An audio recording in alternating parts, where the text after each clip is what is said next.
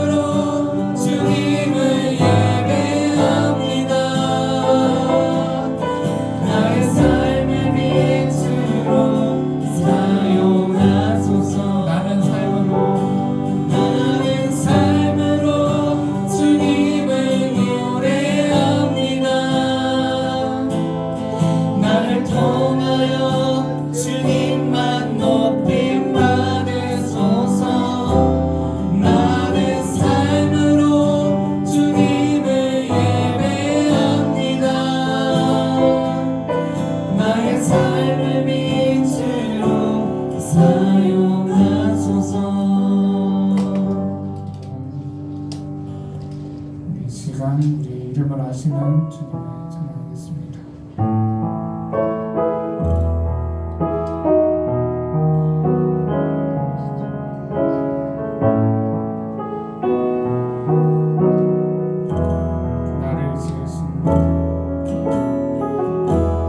나를 지으신 주님, 내 안에 계셔.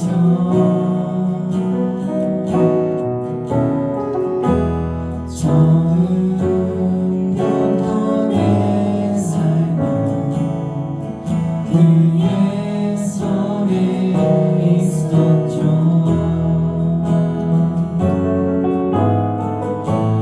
내 이름 아시죠. 내 모든 생각도 내 흐르는 눈물 그가 닦아주셨죠. 그는 내 아버지 그는 내 아버지, 난 그의 소유.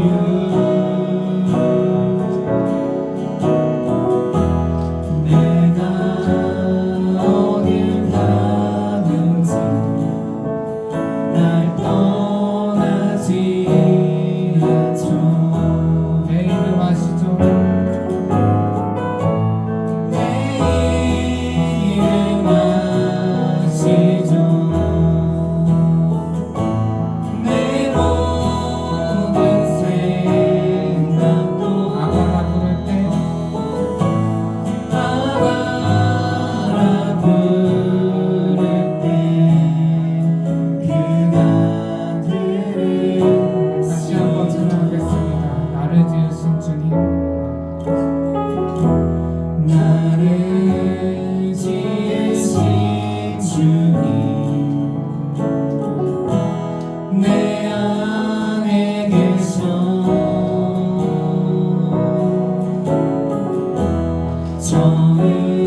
처음부터 내 삶은 그의 손에 있었죠. 내 이름 아시죠? 내 이름 아시죠.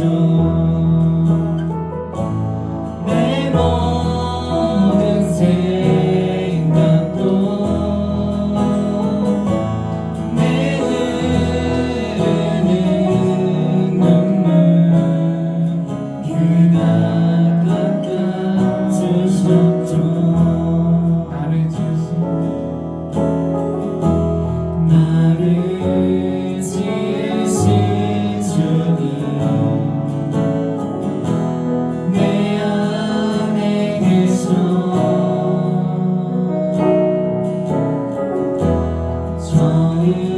처음부터 내 삶은 그의 손에 있었죠. 내 이름 아시죠. 내 모든 생각도 내 흐르는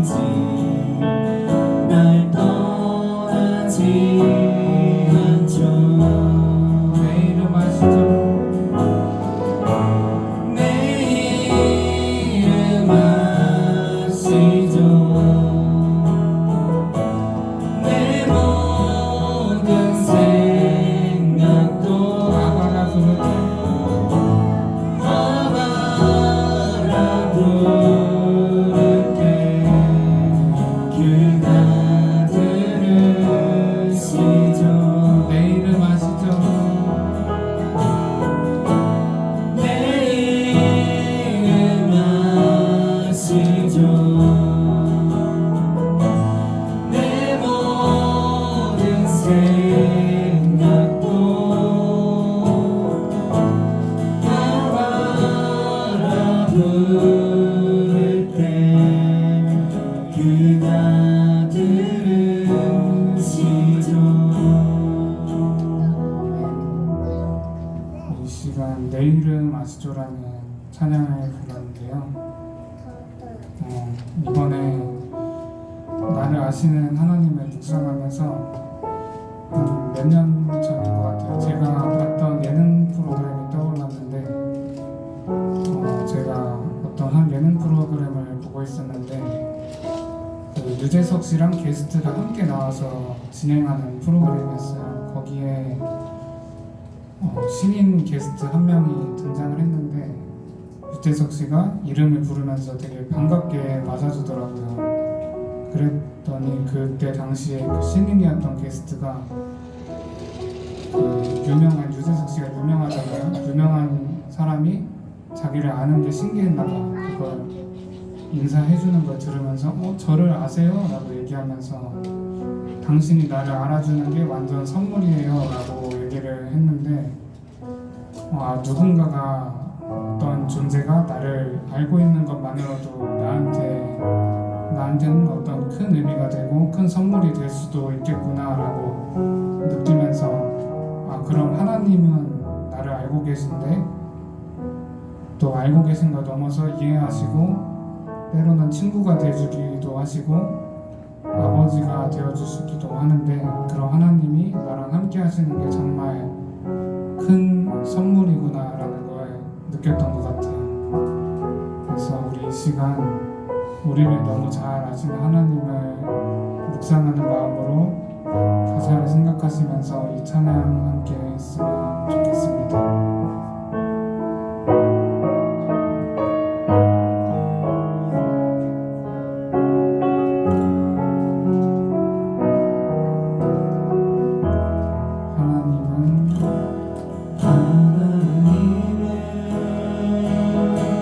너를 만드신 분, 너를 가장 많이 알고 계시며 하나님은 너를 만드신 분, 너를 가장 깊이 이해하신단다.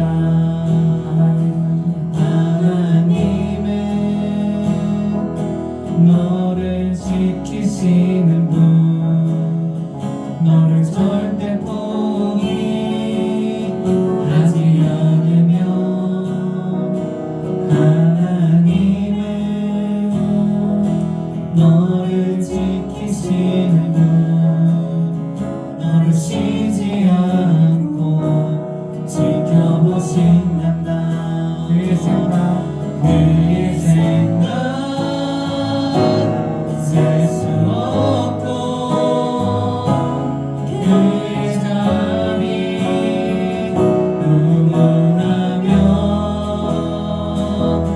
그의 성실 날마다 새롭고 그의 사랑 끝이 없단다. 하나님은 너를 원하시는 분, 하나님은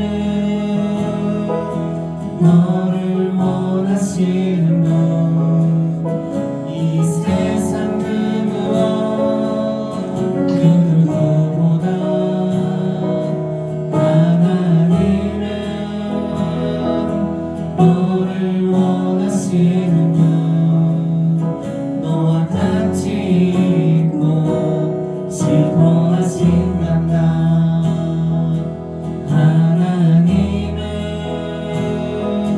너를 인도하는 분, 광야에서도 폭풍 중에도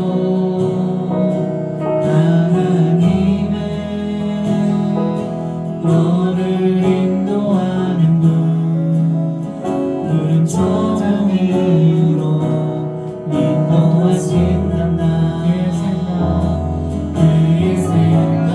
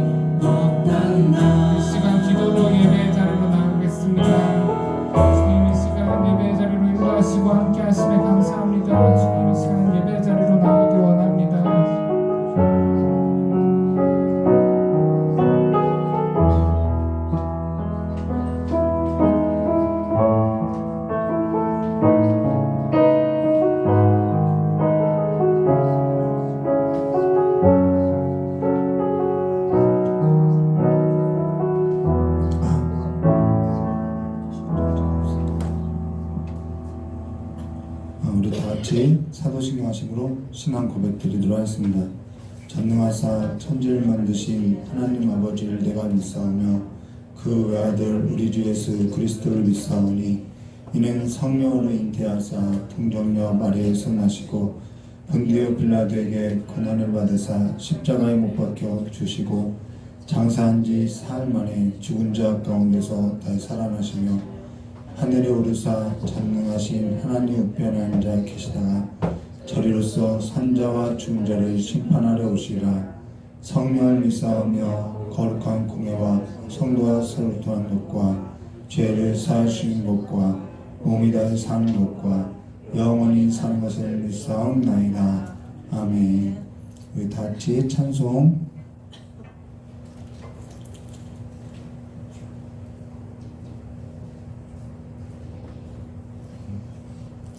495장 다 같이 부르도록 하겠습니다.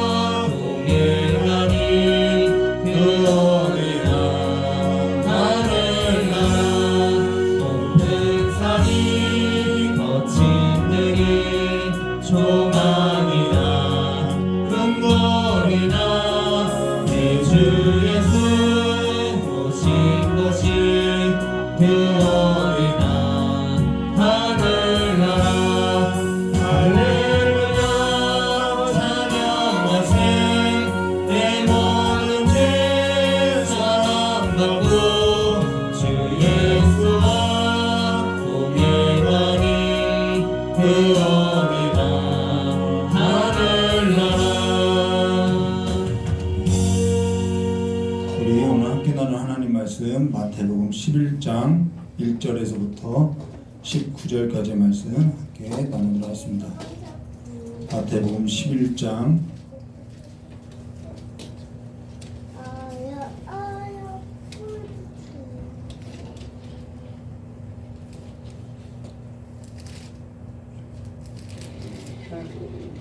마태복음 11장 1절에서부터 9절까지만 교도하도록 하겠습니다. 마태복음 11장 1절에서부터 9절까지만 우리 함께 한 절 한 절 교도하겠습니다. 제가 먼저 교도하겠습니다.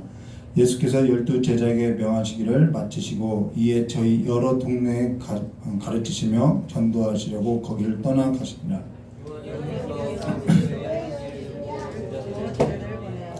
예수께 여짜오되 오늘 오실 그이가 당신이니까 우리가 다른 일을 기다리니까.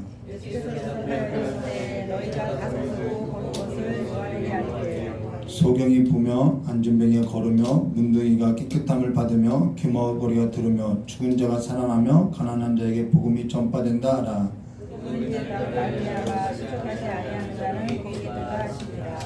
저희가 떠남에 예수께서 무리에게 유언에 대하여 말씀하시되 너희가 무엇을 보려 하고 광야에 나갔더냐 바람에 흔들리는 갈대냐.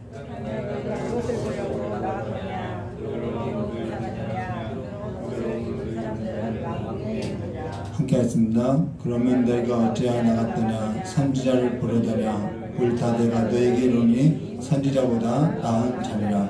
아멘. 참 기도하도록 하겠습니다.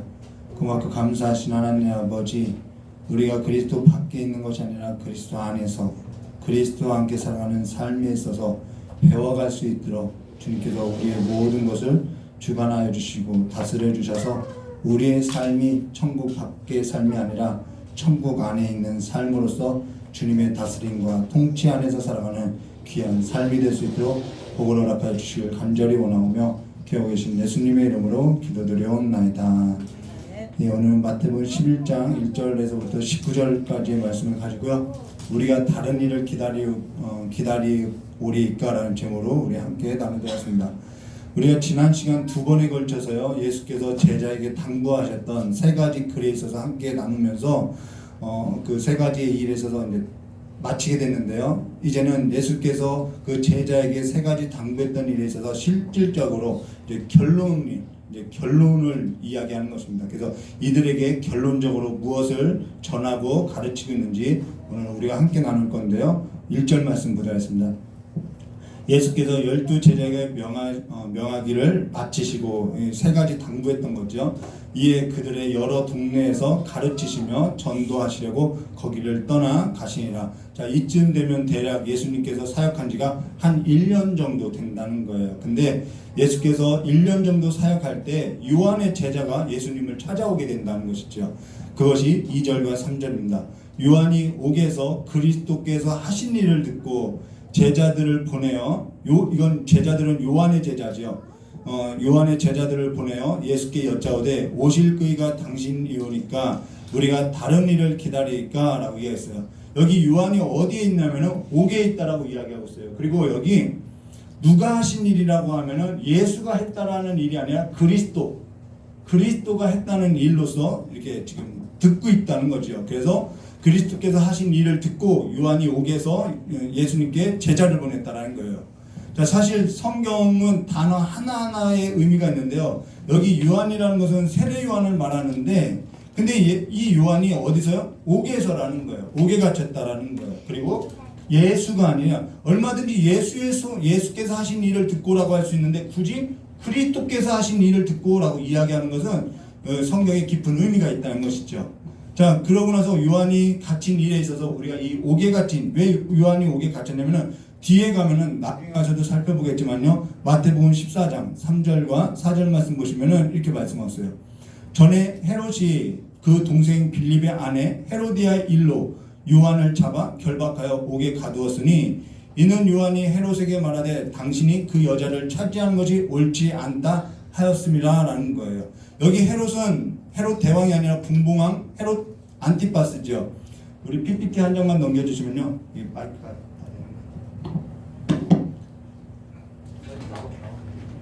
좀 나와요. 약간 끊기지 않아요? 그냥 하도록 하겠습니다. PPT를 넣으면 헤롯 대왕이 죽고 나서요, 여러 아내가 있는데 여러 아내 중에 말타케라는 아내로 해서 낳은 아들이 아켈라오, 헤롯 아켈라오인데 그 헤롯 아켈라오가 이 사마리아와 유대 지역을 이렇게 분배돼서 갖게 되고요. 또 그러고 말타케에서 난 또 다른 아들이 있는데 그게 헤롯 안티파스죠. 이게 분봉왕. 이 헤롯 안티파스가 갈릴리하고 베레아 지역을 이렇게 받게 되고요. 또 다른 아내가 여러 명의 아내가 있는데 또 다른 아내요 클레오파트가 있는데 그 클레오파트라에게서 난 아들이 바로 빌립이라는 거예요. 헤롯 빌립. 그 헤롯 빌립이 이두레와 드라고니 지역을 이렇게 물려받아서 다스리게 되는데 이 헤롯 안티파스가 굉장히 야욕이 있는 사람이라는 거예요. PPT 한 장 더 넘겨줄까요? 그러면서 헤롯이 죽고 나서 로마에 막대한 뇌물을 주어서 다른 지역까지 내가 얻고자 한다고 했는데 로마에서 그것을 허락지 않고 헤롯 대왕 유언대로 헤롯 대왕 유언대로 헤롯 안티파스 말타케의 아들이죠. 그 다음 클레오파트의 아들 헤롯 필립 2세에게 세 아들에게 이 지역을 나눠줬다라는 거예요. 근데요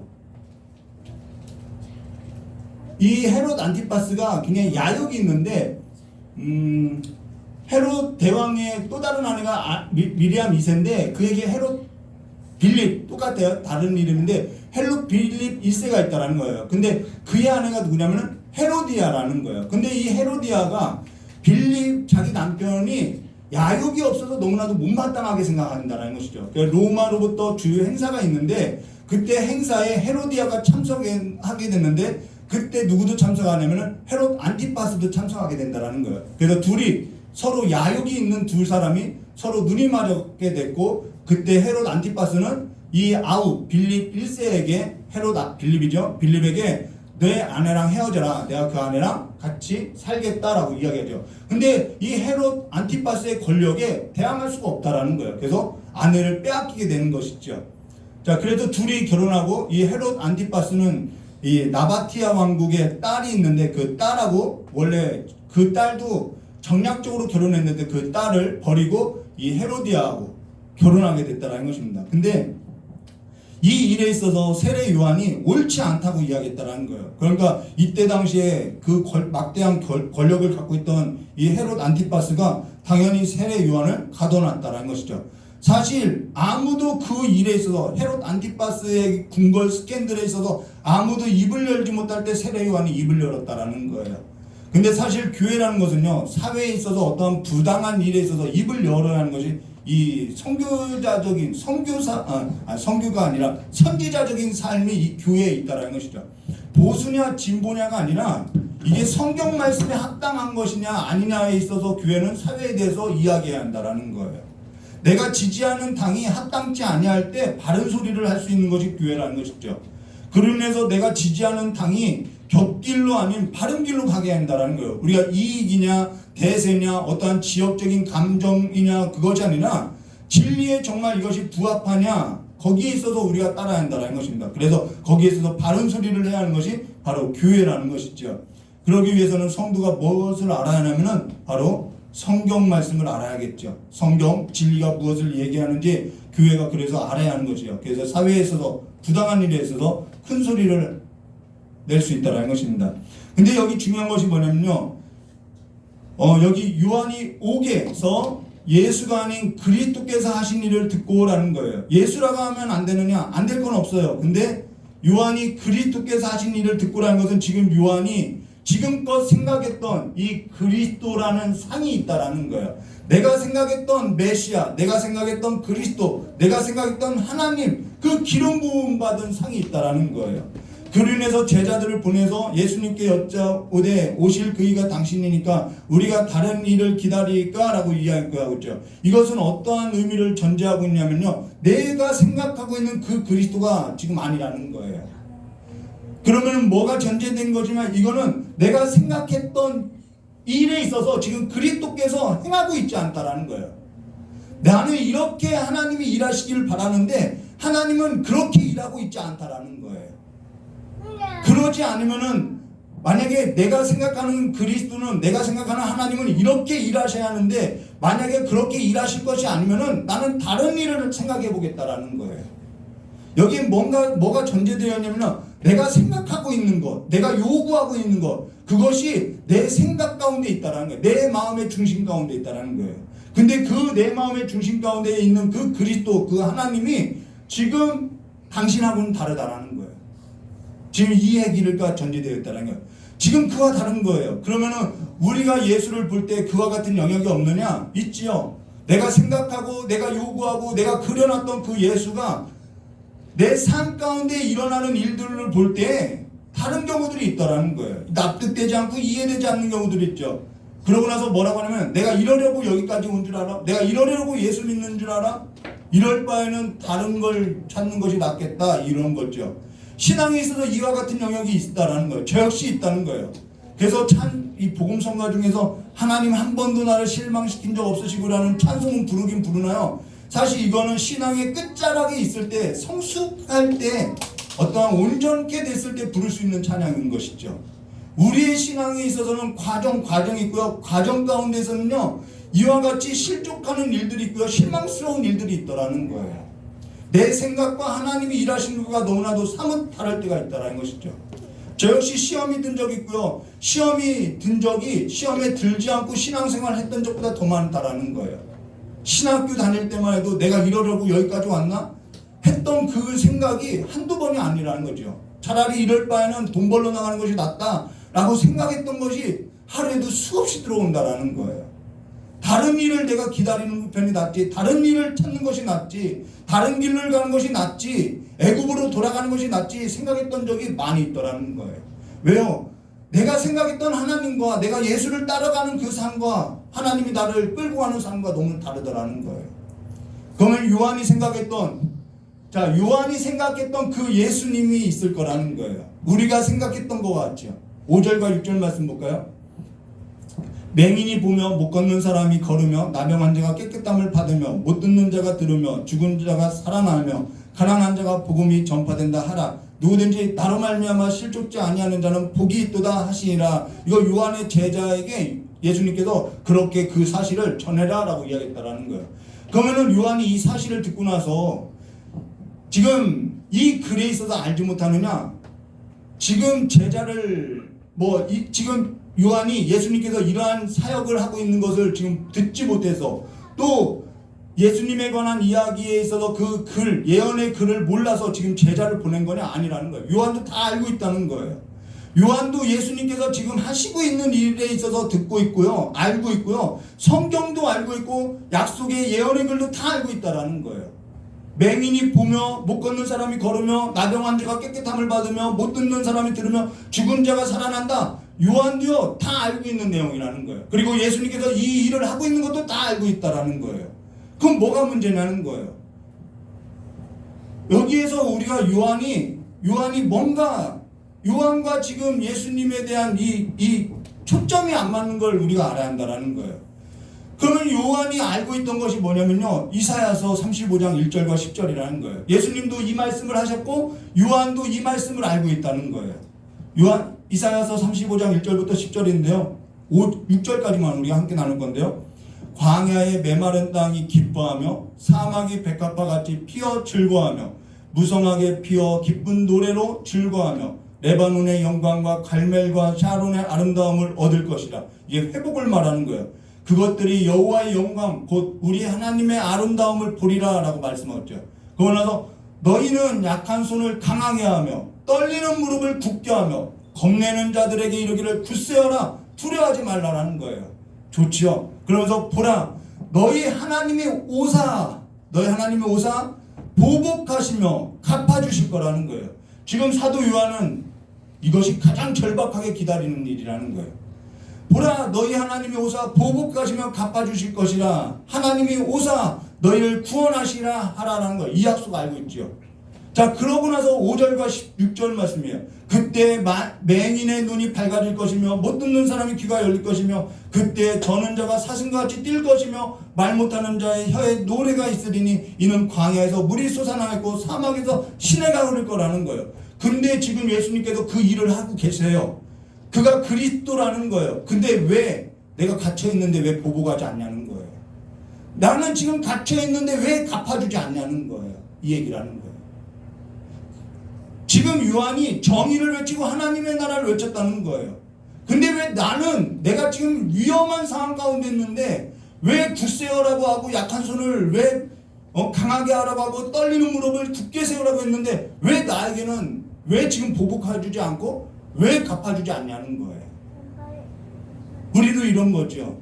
근데 예수께서 오셔서 보지 못하는 자, 듣지 못하는 자, 걷지 못하는 자와 같이 하며 지금 정작 예수님은 그러한 일을 다 하고 계시는데 왜 정작 보라 너희 하나님이 오사 보복하시며 갚아주실 것이라는 이 역사에서는 하지 않고 계속해서 어느 때까지 내가 지금 목숨이 위태로운데 어느 때까지 죄인과 세리와 여자와 과부와 병자와 언제까지 그들하고만 있겠냐는 거예요.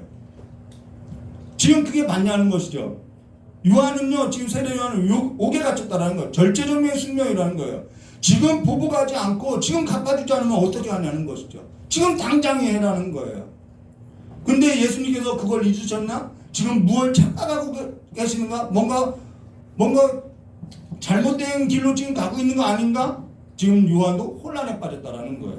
신앙에 있어서요. 우리도 이와 같은 상황에 있어서 주께서 다급하게 움직여주면은 보복하고 갚아주면은 더할 나위 없이 좋겠는데 주님께서 마치 내 삶 가운데 잠잠히 있는 것 같더라는 거예요. 뭘 요구하는지 모르겠다는 거예요. 실망스럽죠? 지금이야말로 나를 도와줘야 할 텐데, 지금이야말로 보복해줘야 할 텐데 잠잠하더라는 거예요. 근데 여기 5절과 6절 말씀 다시 보시면 그때 맹인의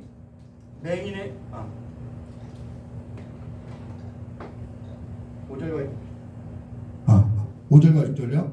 그때 맹인의 눈이 밝을 것이며 못 듣는 사람의 귀가 열릴 것이며 그때 저는 자는 사슴같이 뛸 것이며 말 못하는 자의 혀는 노래하리니 이는 광야에서 물이 솟겠고 사막에서 시내가 흐를 것이라 라는 것은 어떤 거냐면요, 천국이 왔다라는 표적으로서 이걸 보여준다라는 거예요.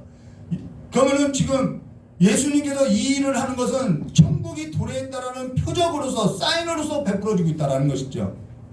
사인이라는 거예요. 하나님이 오사, 앞서서 보았던 것처럼 하나님이 오사 그분이 보복하고 갚아주시면은 이러한 사인으로서 보여줄 거다. 맹인이 눈을 뜰 것이며 이거라는 거예요. 그러면서 세례요한이 광야에서 외쳤던 성령과 불러서 세례를 베푼다는 것은 그분이 오사, 하나님이 오셔서 구원과 심판을 베풀어 줄 거다. 근데 그 심판과 구원이 마치 자기를 이렇게 내가 정의를 외치고 내가 어떠한 사회적으로 뭔가 할 때 하나님께서 뭔가 나를 높여주시고 이런 걸로서 이해했다라는 거예요. 근데 그로 인해서 우리가 알 수 있는 것은요, 여기에 있어서 우리가 알 수 있는 것은 뭐냐면 그때가 되면요, 정말 우리의 몸도 이와 같이 온전케 된다는 사실 하나는 알 수 있다는 것이죠. 궁극적으로는요. 자, 그러면서 7절과 8절 말씀 볼까요? 그들이 떠남에, 자, 이제 이 이야기를 듣고 이제 요한의 제자들이 간 거예요. 그들이 떠남에 예수께서 우리에게 요한에 대하여 말씀하시되 너희가 무엇을 보려고 광야에 나갔더냐? 바람에 흔들리는 갈대냐? 그러면 너희가 무엇을 보려고 나갔더냐? 부드러운 옷 입은 사람이냐? 부드러운 옷을 입은 사람들은 왕궁에 있느니라 라고 이야기했어요.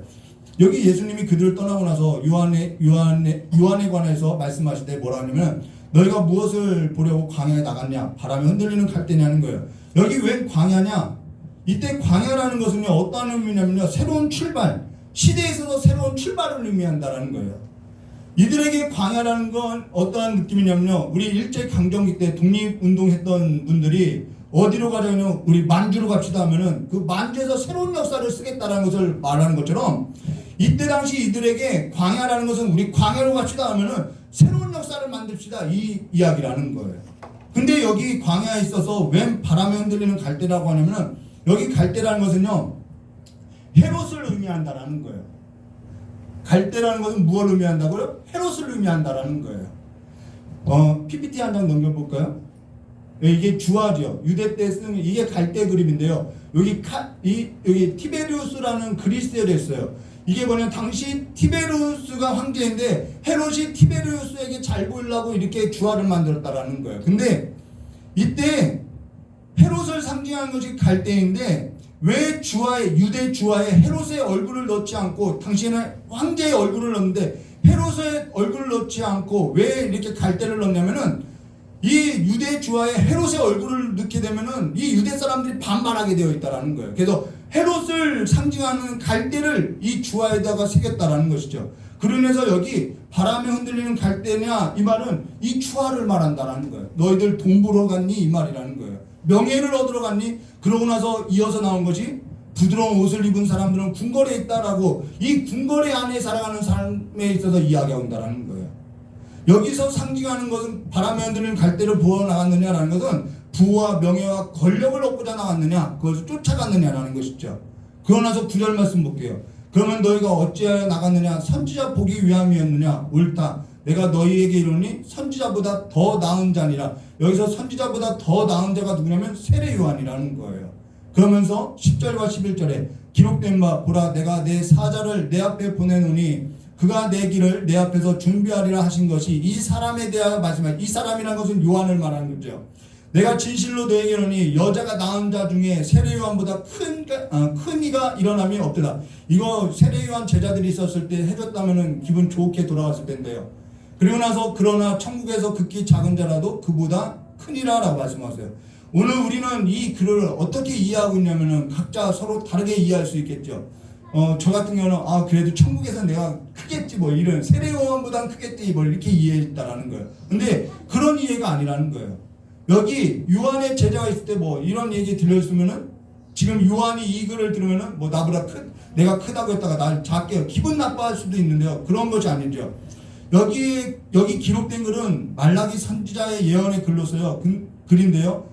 예수께서 여자가 낳은 자 중에 세례 요한보다 큰 이가 일어남이 없도다라는 것은 이 세례 요한이 구약에 있어서 마침이 됐다라는 이야기라는 거예요. 그래서 13절과 15절에 이렇게 말씀하죠.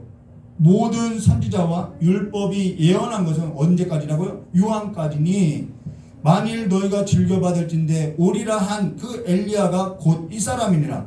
귀 있는 자는 들을지어다. 요한으로서 맞춰졌다라는 거예요. 자, 그러면 요한이 와서 무엇을 이야기하면 천국을 선포했다라는 거예요. 사실 어떤 사람도 시대에 있어서 마치고요. 어떤 사람도 시대에 있어서 새로운 시작에 있어서 시작한 사람은 없어요. 이 요한이 그래서 크다라는 거예요. 근데 천국에서는 극히 작은 자라도 그보다 크다라는 거예요. 근데 여기 극히 작은 자, 천국에서는 극히 작은 자라고 할 때 그보다 큰이라 할 때 여기 천국에서는 이라는 단어가 천국에서가 아니라 천국 안에라는 이 n이라는 단어가 있다라는 거예요. 천국 안에라는 거예요. 사실 요한까지 이 말은 이 말이에요. 사실 요한까지는요 모든 사람이 다 예수 그리스도를 바라고 살았다라는 거예요. 예수 그리스도를 바라고 천국을 바라고 살았다라는 거예요. 근데 요한 이후에 모든 사람은 천국을 예수 그리스도를 보고 사는 것이 아니라 하나님 안에 그리스도 안에 천국 안에 있다라는 거예요. 그러면 보는 것이 크냐 아니면은 안에 있는 것이 크냐 이 말이라는 것이죠. 우리가 앞서 이사야의 글을 봤던 것처럼 하나님이 오사라는 것은 천국에 왔다는 거예요. 천국이 뭐냐면은 어떤 것이 천국이냐면요 금은 부하가 아니라 부드러운 옷을 입은 곳이 그 옷을 입고 다니는 곳이 아니라 예수 그리스도 하나님 그분 자체가 천국이라는 거예요. 하나님이 그와 함께 하셨고 하나님이 함께하는 그 예수 그리스도가 하나님의 성소이고 성전이고 천국이고 그분이 하나님이시다 이 말이라는 거예요. 우리가 그 하나님 안에 있다는 거예요. 우리가 다 그분 안에 있다는 거예요. 그래서 여기 천국 안에서는 극히 작은 자라도 그보다 크니라. 여기 그러면은 극히 작은 자가 누구냐? 우리가 앞서서 성경 말씀을 나눴죠. 마태복음 40장 42절 성경 문맥안에서 봐야죠. 너희를 영접하는 자는 나를 영접하는 것이요 나를 영접하는 자를 나 보내신 이를 영접하는 거라. 선지자 이름으로 선지자를 영접하는 자는 선지자의 상을 받을 것이요 의인의 이름으로 의인을 영접하는 자는 의인의 상을 받을 것이요. 또 누구든지 제자의 이름으로 이 작은 자 나오죠. 이 작은 자 중 하나에게 냉수 한 그릇이다 주는 자는 내가 진실로 너에게 이르노니 그 사람이 결단코 상을 잃지 아니하리라 하시라. 여기 작은 자는 누구라고요? 제자라는 거예요. 천국에서 지극히 작은 자 할 때 이 작은 자는 제자를 말한다는 것입니다. 근데 예수님께서 제자로 불렀던 자들이 누구냐면 죄인, 어부, 세리, 병든 자, 눈먼 자, 기먹은 자, 이방인, 걷지 못하는 자, 장애를 갖고 있는 자, 그들을 긍휼히 여기고 그들을 다 불러서 안았다라는 거예요. 그들을 그리스도 안에 두었다라는 거예요. 그게 천국이라는 거예요. 그로 인해서 16절과 19절에 이렇게 말씀하죠. 이 세대를 무엇으로 비유할까? 비유하건대 아이들이 장터에 앉아 제 동물을 불러 이르되 그래서 오늘날 내가 작다고 여기는 자를 하대할 때 그가 내 머리가 될 수 있다라는 거예요. 17절에요. 이르되 우리가 너희를 향하여 피리를 불어도 너희가 춤추지 않고 우리가 술피 울어도 너희가 가슴을 치지 아니하였도다 한가 같도다. 18절에요. 요한이 와서 먹지 않고 마시지도 아니하며 그들이 말하기를 귀신 들렸다 하더니 19절에요. 인자가 와서 먹고 마심에 말하기를 보라 먹기를 탐하고 포도주를 즐기는 사람이요 세리와 죄인의 친구로다. 예수님이 이 일을 했다라는 거예요. 죄인의 친구, 세리를 불렀고 죄인을 불렀고 여기서 죄인이라는 것은요 당시에 병자, 눈먼 자, 모든 걷지 못하는 자, 여자, 아이, 이방인 이 모든 사람을 통칭해서 다 죄인으로 봤다라는 거예요. 저들은 하나님께 죄를 범했기 때문에 저와 같이 된 거야 이렇게 봤다는 것이죠. 그러면서 예수님께서 그와 같은 우리를 불렀다라는 거예요. 강도 만난 자 같은 우리를 불렀다라는 것이죠. 그래서 우리의 벗이 됐다라는 것이죠. 오늘 우리가 어디에 머물러 있어야 하는지 여러분 기억하시고 사는 성도가 되시기를 주님의 이름으로 축원합니다. 그리스도 안에 머물고 그리스도께서 우리에게 벗이 된 사실에 있어서 기억하시고 주 안에서 예수 그리스도 안에서 살아가는 성도가 되시기를 주님의 이름으로 축원합니다. 같이 기도하도록 하겠습니다. 고맙고 감사하신 하나님 아버지, 강도 만난 자 같이 우리가 살아갔음을, 그래서 우리의 삶이 헐벗고 우리의 삶이 결핍되었음을 주님께서 우리를 불쌍히 여겨주시고 우리를 긍휼히 여겨주시고 우리를 하나님의 나라 안에 그리스도 안에 천국 안에 두고 우리와 함께 살게 하셨사오니 이제는 우리가 그리스도 바깥에서 생각하고 그리스도 밖에 머무는 삶으로서 주님을 바라보고 실족하는 것이 아니라 주님 안에서 살아가는 삶을 배워가며 주님과 함께 살아가는 삶의 풍성한 삶을 누리고 살아가는 귀한 삶이 될 수 있도록 주님께 복을 내려주시길 간절히 원하오며 기억하신 예수님의 이름으로 기도드리옵나이다. 우리 찬송 한 장 부르고 같이 기도하도록 하겠습니다.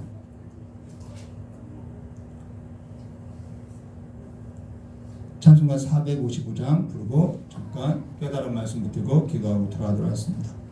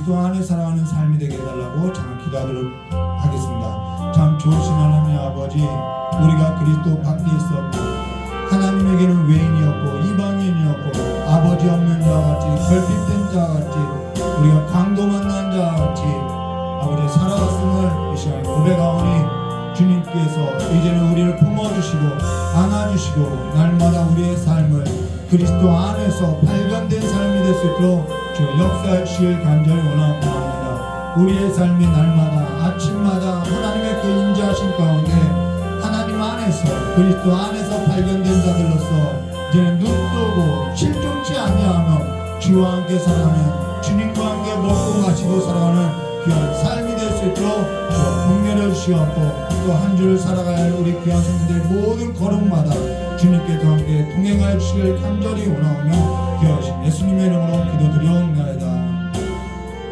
참 고맙고 감사하신 하나님 아버지, 우리가 한날의 삶을 살아도 예수 그리스도 안에서 살아가는 삶이 되게 해주시었고 또 한 주를 살아갈 우리 귀한 성도들의 그 모든 발걸음 위에 주님께서 동행하사 하나님의 성소 하나님의 장막을 치사 아버지께서 보호해 주시고 지켜주셔서 날마다 주님과 함께 살아가는 귀한 삶으로서 주님과 함께 먹고 마시고 누리는 복된 삶이 될 수 있도록 주여 지켜 보호해 주시길 간절히 원하오며 기억하신 예수님의 이름으로 기도드리옵나이다.